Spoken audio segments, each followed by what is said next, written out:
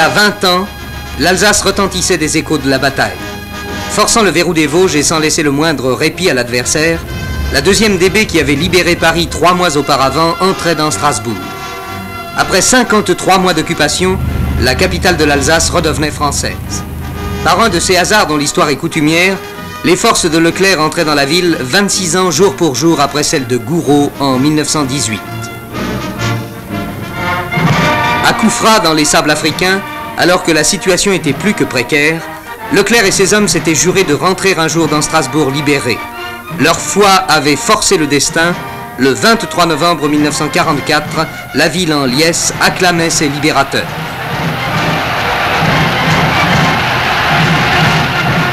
Le 16 décembre, von Rundstedt lance une vigoureuse contre-offensive dans les Ardennes. La situation est sérieuse, Strasbourg est menacée. Le général Eisenhower donne l'ordre d'évacuer la ville, mais les Français refusent, ils tiendront. La combativité de l'adversaire s'émousse rapidement. Le brouillard qui couvrait depuis quelques jours les Ardennes se lève et l'aviation peut entrer en action. Bientôt, le coin enfoncé par la Wehrmacht dans les lignes alliées sera réduit à néant. Ce sera la dernière velléité offensive d'une armée déjà aux abois. Et Strasbourg, désormais à l'abri de toute menace, va faire au général de Gaulle un accueil délirant. Hommage auquel seront associés les chefs de la 1re armée et de la 2e DB, les généraux Delattre et Leclerc. 20 ans après, le général de Gaulle est revenu dans la capitale alsacienne.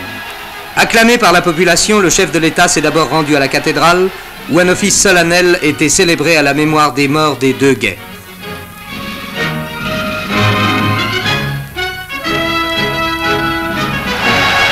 Puis, toujours applaudi par une foule dont l'enthousiasme et la ferveur ont été stimulés par les épreuves passées, le président de la République, en présence de la maréchale Leclerc et des anciens de la 2e DB, a fleuri le monument élevé à la mémoire du libérateur de Strasbourg.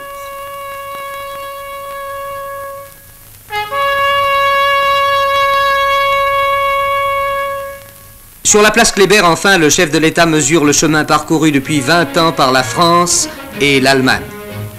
Oui, la coopération des 2 grands peuples réconciliés, notre pays la désire, parce que c'est la seule base sur laquelle puisse être établie l'unité de l'Europe occidentale.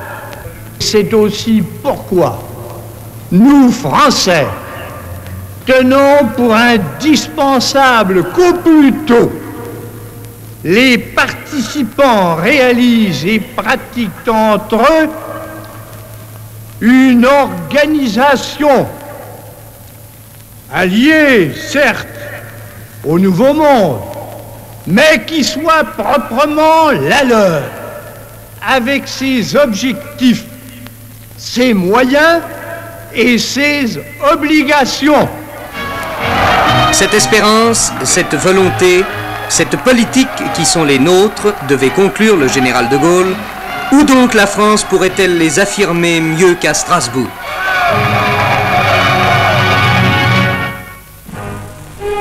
Ils étaient l'image même de la jeunesse et du bonheur.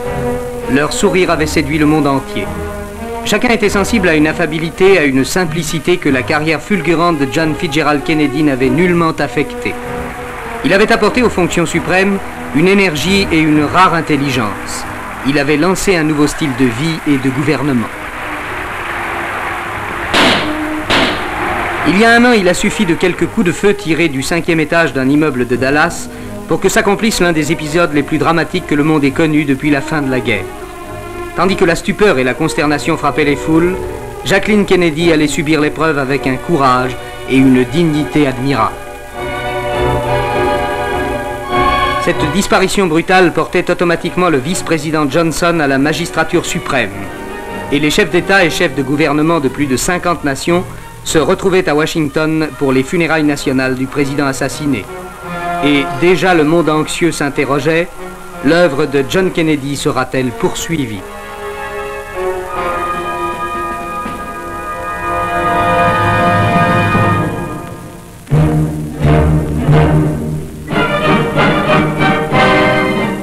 Les intempéries l'avaient mise en péril. Le plus célèbre groupe de l'opéra, la Danse, a été transféré au Louvre.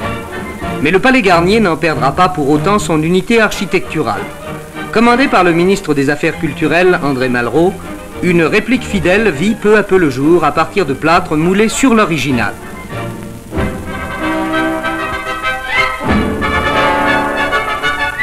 Cette copie a été réalisée dans les ateliers d'un sculpteur renommé, Paul Belmondo, père d'un acteur non moins renommé.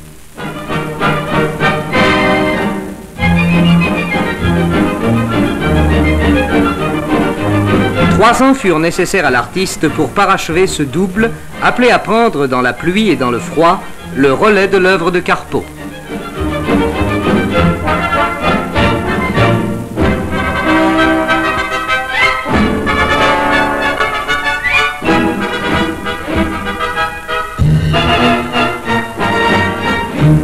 L'opération copie conforme vient de s'achever aujourd'hui pour le célèbre groupe de l'opéra.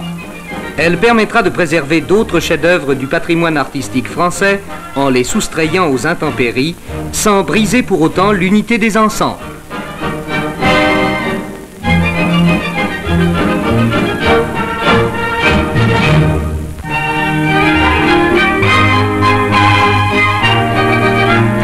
Il est très sérieusement question de les traquer, de les sanctionner, de les chasser. Qui? Les amoureux de Paris. Ceux qui trop souvent se donnent en spectacle se croyant seuls au monde. Il paraît qu'ils offusquent les passants. Bref, les pères la pudeur ne veulent plus les voir, ils parlent même de les traîner sur d'autres bancs. D'infamie, ceux-là. Il est question d'interdire les bancs publics aux amoureux. Qu'est-ce que vous en pensez? Vous savez, je lis pas beaucoup les journaux, c'est pas tellement au courant. Et puis, on peut pas toujours aller au cinéma. Qu'est-ce que vous en pensez, vous? Bah, je suis un petit peu surpris, parce que moi je trouve qu'on est vraiment bien là, hein. Puis il y a le grand air, et puis enlever les bancs publics aux amoureux, bah... C'est idiot. On a toujours fait ça. Nos parents l'ont bien fait, il n'y a aucune raison qu'on nous en prive.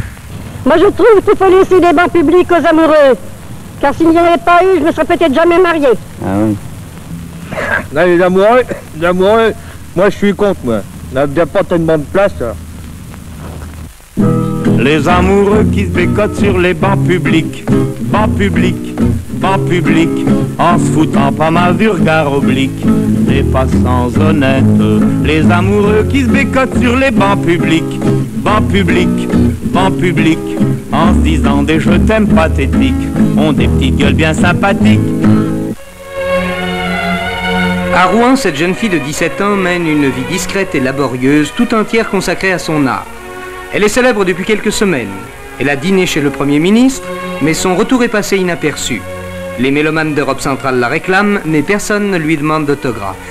Et pourtant, au concours UNESCO de Bucarest, les Olympiades du violon, Claire Bernard, la Benjamine, a triomphé des virtuoses soviétiques, américains et allemands.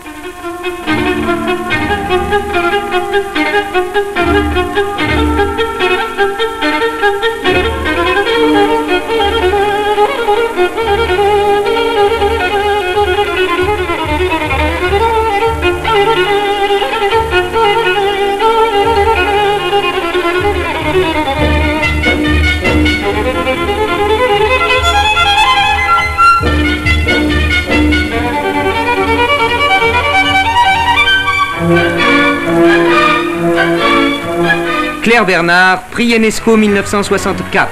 Un triomphe qui vaut bien une médaille aux Jeux Olympiques, non ?